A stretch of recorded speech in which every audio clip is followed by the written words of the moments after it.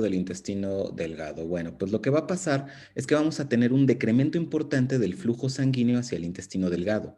Y como tenemos un decremento en el flujo sanguíneo que ha comprometido una porción importante de la circulación colateral del plexo mesentérico, perdón, pues finalmente hemos logrado que una zona del intestino no se encuentre bien perfundida. Al no estar bien perfundida, va a haber una zona importante de desarrollo de necrosis. Ahora, acuérdate bien, una lesión isquémica va a darnos la producción, bueno, esto ya lo estudiaste en otras secciones, es solo retomarlo muy brevemente, pero cuando nosotros entramos en un proceso isquémico, uno de los primeros productos indeseables, como cuando consumimos fármacos, que se va a formar son las especies de oxígeno reactivo o ROS. El ROS es altamente citotóxico. De hecho, el ROS tiene la capacidad de activar al citocromo C y el citocromo C será el responsable principal de la codificación de la apoptosis celular. Entonces, hay que tener mucho cuidado, ¿eh? El citocromo, perdón, los ROS, las especies de oxígeno reactivo, generan un daño mitocondrial importante y, por supuesto, al dañarse la mitocondria, es ella la que directamente activa a la cadena de citocromo C. Entonces, podríamos tomar como sinonimia el asunto del ROS presente para apoptosis celular y la respuesta es sí. Sabemos que en medio está el daño a la mitocondria, lo sabemos, pero recuérdalo bien, ¿eh? El oxígeno reactivo o las especies de oxígeno reactivo son una gran amenaza para cualquier célula, para cualquier célula.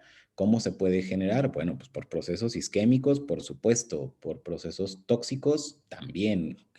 ¿Con quiénes los principales procesos tóxicos? Pues con todos los fármacos. Muy bien.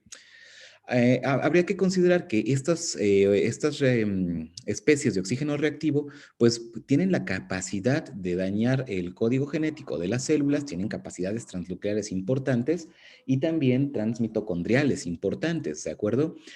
Una vez que se ha dañado el DNA, el ARN y las proteínas estructurales, pues nada, lo que sigue es que la célula muera, eso es lo más importante. Ahora, aquí debemos de manejarnos con cuidado.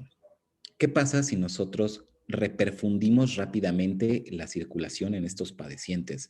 Uno pensaría, bueno, si el problema es la isquemia y que por lo tanto está generando necrosis y esto está llevando a la producción de ROS o especies de oxígeno reactivo, pues regresemos la circulación sanguínea y con eso tendríamos que detener el proceso.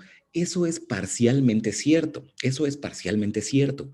Lo correcto es hacerlo en un orden progresivo, lento, cuidadoso y con una monitorización muy estrecha del padeciente. Y esto es porque existe el daño por reperfusión. Si nosotros generamos un retorno sanguíneo de forma repentina, lo que va a pasar es que va a haber mucho más oxígeno disponible para la formación de nuevas especies de oxígeno reactivo, de nuevos grupos ROS. Y esto puede llevar a que la lesión celular se perpetúe o continúe progresando. Recuerda eso, el daño por reperfusión implica que nosotros estamos aportando mayor cantidad de oxígeno, esto incrementa los grupos las familias de ROS y por lo tanto la célula tendrá el mismo final que si se hubiera continuado con la necrosis. Esto ya te tiene que hacer pensar que no se trata de, y esto me choca, porque luego en urgencias todo el rato, llegó un padeciente en el que estamos suponiendo que hay infarto intestinal por el motivo que tú quieras, por el motivo que tú quieras.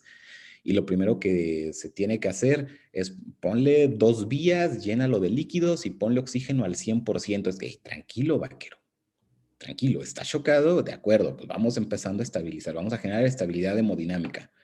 ¿No? Pero cómo está el oxígeno en sangre y cómo está la presión parcial de oxígeno, cómo está el CO2, no lo conectes de inmediato directamente al oxígeno sin preguntarte qué voy a hacer. Obtienes la gasometría y en medida de eso, pues puedes normar tu conducta. Pero insisto, el daño por reperfusión puede ser tan serio como el proceso isquémico como tal.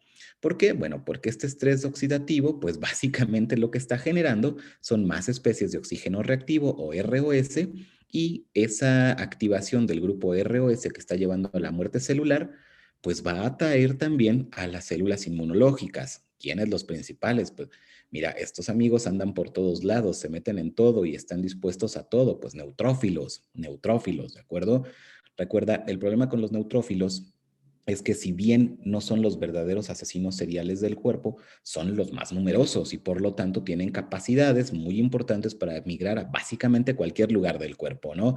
La funcionalidad o la capacidad de diapédesis de los neutrófilos los hace altamente versátiles. Probablemente no son tan eficientes como un linfocito T o no son verdaderos enfermos psicópatas como los macrófagos, eso es cierto, pero son demasiados y son muy versátiles. Entonces, la activación de los grupos R o S a través del daño por reperfusión o el daño isquémico, lo que nos va a generar es la muerte celular. La muerte celular funcionará como un marcador o como un biomarcador para atraer a los neutrófilos. Y los neutrófilos pues van a desencadenar una cascada de eventos proinflamatorios. ¿Hasta aquí vamos bien? Sí.